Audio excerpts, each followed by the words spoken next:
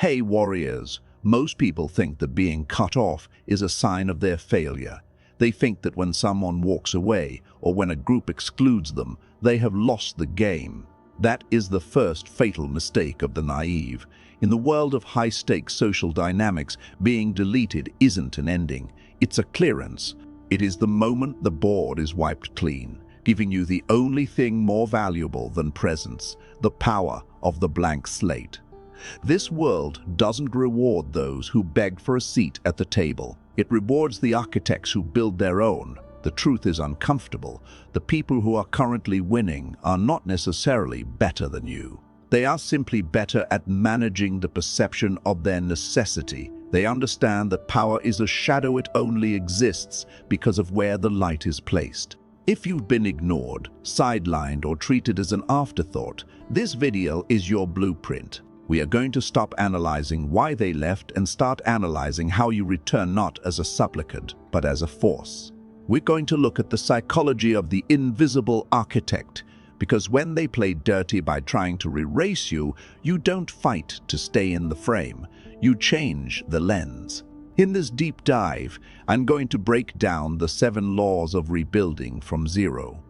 We aren't here to talk about healing in the way the world wants you to. We are here to talk about strategic calibration.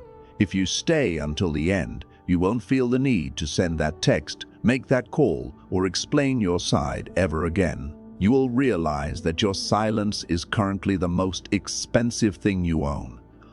Before we dive in, do me a favor. Since we're still building this community and the human nature Decoder family, we don't have a join button or fancy memberships yet. If this message resonates with you, just hit like and share this video. It helps the algorithm find others who are tired of playing small. Now, drop this in the comments to lock in your mindset. I am the architect, not the tenant. Number 1. The fallacy of the closure seekers. Most people have a biological urge to finish a story. When someone cuts you off, your brain screams for an explanation. You want to know why. You want to sit them down and explain your perspective. You think that if they just understood your heart, things would change. Machiavelli would tell you that seeking closure is a form of surrender. Why? Because you are asking your enemy to provide the map for your exit. When you ask for an explanation, you are handing them the scissors to cut your strings. You are revealing that your internal peace is dependent on their verbal confirmation. Dirty players love closure seekers. They use your need for the talk to string you along, to gaslight you, or to keep you in a state of perpetual hovering. They know that as long as you are waiting for an answer, you aren't moving forward. The silent architect understands a harder truth. Behavior is the only explanation you will ever receive. If someone stops responding, that is their message. If they exclude you, that is their vote. Do not ask for a translation. When you stop seeking closure, you reclaim your time. While others are replaying old conversations, trying to find the hidden meaning, you are already building the next floor of your life. Every minute spent wondering why is a minute you are donating to the person who discarded you. Stop being a philanthropist of your own energy. The move here is simple but brutal. Accept the silence as a final contract. Don't sign it with a tear. Sign it with a shrug. The moment you stop needing to be understood is the moment you become dangerous, because a person who doesn't need an explanation can't be baited into a trap. Number 2. The Law of Strategic Scarcity. We live in an era of hyper-accessibility. We feel the need to be seen to exist. We post, we update, we react. We think that if we aren't visible, we are forgotten. But in the realm of power, presence dilutes value. Think about the air you breathe. It is the most vital thing for your survival, yet you never think about it. Why? Because it's everywhere. It's free. It has no scarcity.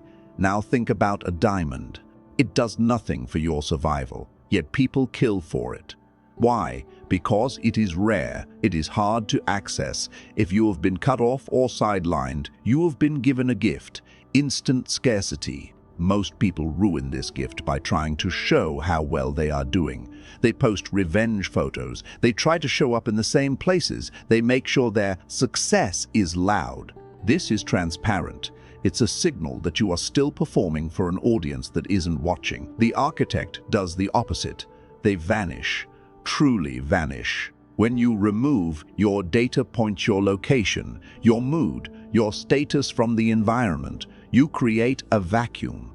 Humans hate vacuums. They begin to fill that void with their own insecurities. Why aren't they posting? Who are they with?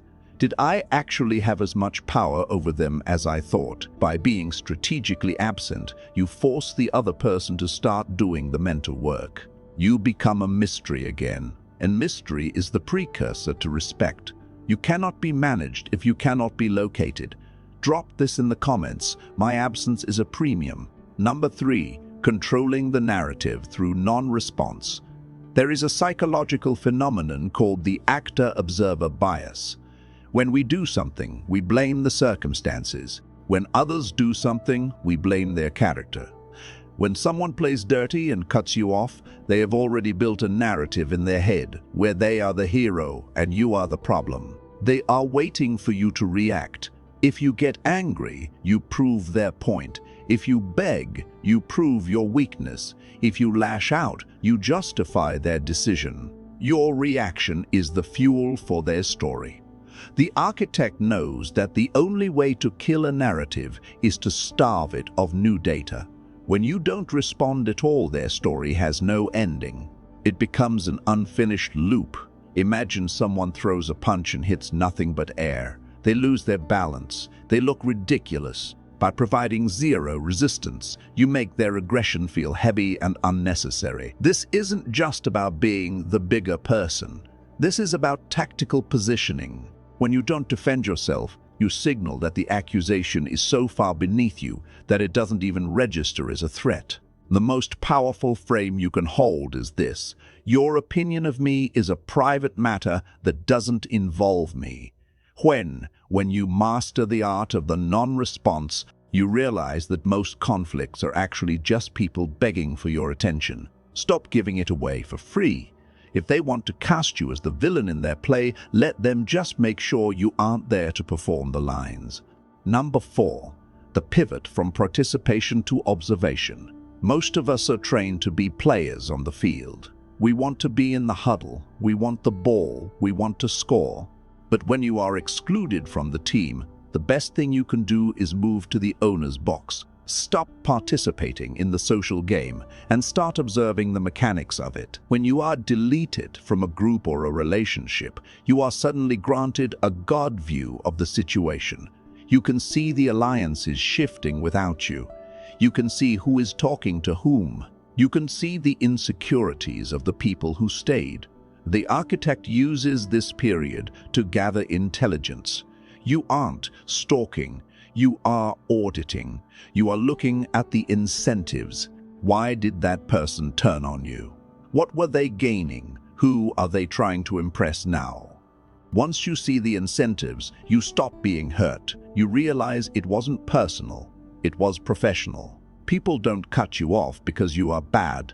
They cut you off because at that specific moment, your presence was more expensive than your absence.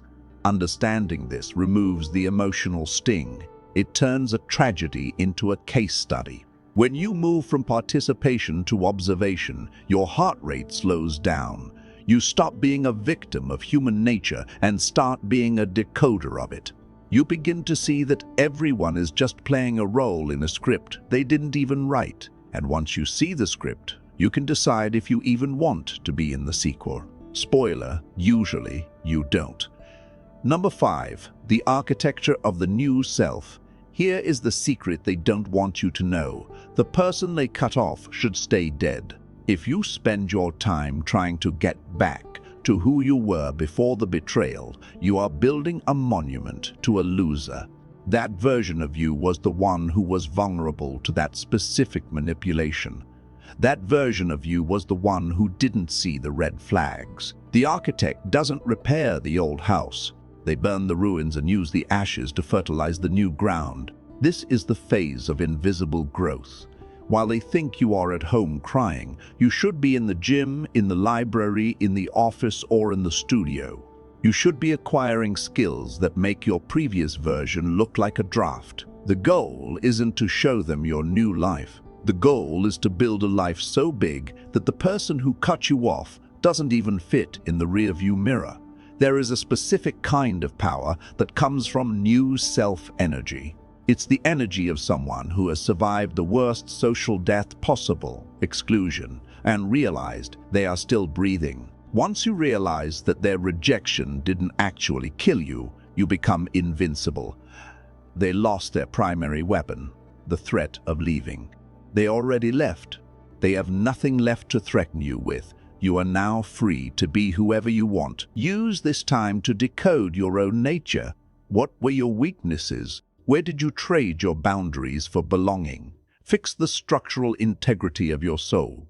Build a foundation that doesn't require someone else's like to stay standing. Number 6, the law of the unbothered return, if you choose. Eventually, the cycle will turn. Human nature is predictable. The person who cut you off will experience a failure. The group that excluded you will face internal drama. The new friend they replaced you with will eventually annoy them. And in that moment of weakness, they will look back. They will check your profile. They will ask a mutual friend about you. They will send a, "Hey, I was just thinking about you" text. This is the testing of the frame. The naive person responds immediately. They want to show they aren't mad. They want to prove they are good. The architect knows that a quick response is a signal that you've been waiting by the door. It destroys all the scarcity you've built. The most powerful response to a "hey" after a long silence is more silence. Or, if you must respond, a response so polite, so brief, and so unfinished that it provides zero emotional handles. "I'm doing well, thanks. Hope you're good too."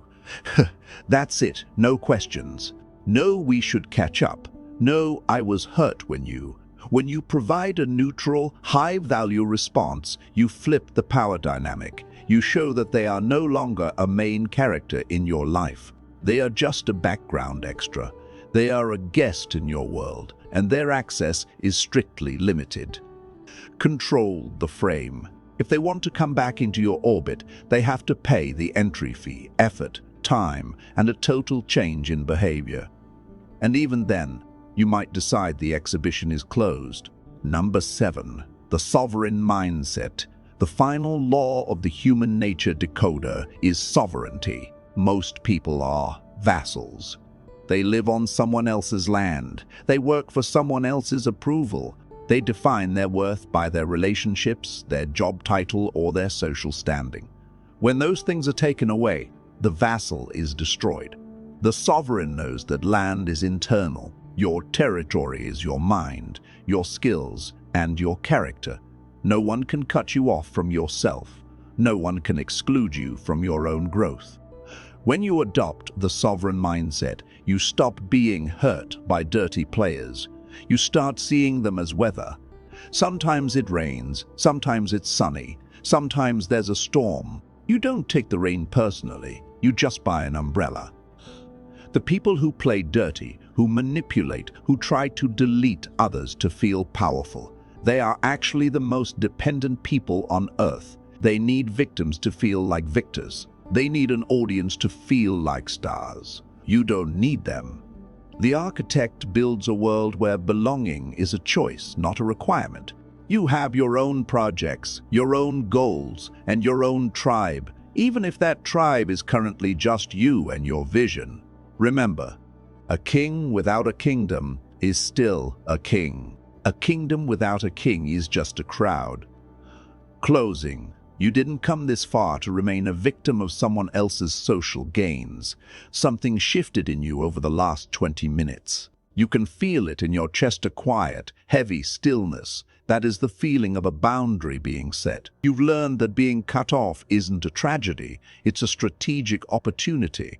You've learned that silence is a weapon, that absence is a currency, and that you are the only one who holds the pen to your story. From this moment on, stop explaining. Stop begging. Stop begging. The world is going to try to pull you back into the linear game. They are going to try to bait you with drama, with guilt, or with the need to be fair. Ignore them. Build your empire in the dark. Let your success be the only noise you make. And when you finally emerge, don't look for their approval. Look past them. If this resonated with you, remember to like and share this video. We are building something here at Human Nature Decoder, a community of people who see through the masks and choose to move with precision. We don't have a join button yet, but your support in spreading this message is what keeps the lights on. Drop one final affirmation in the comments. I define my frame. Stay sharp, stay silent, stay sovereign. I'll see you in the next one.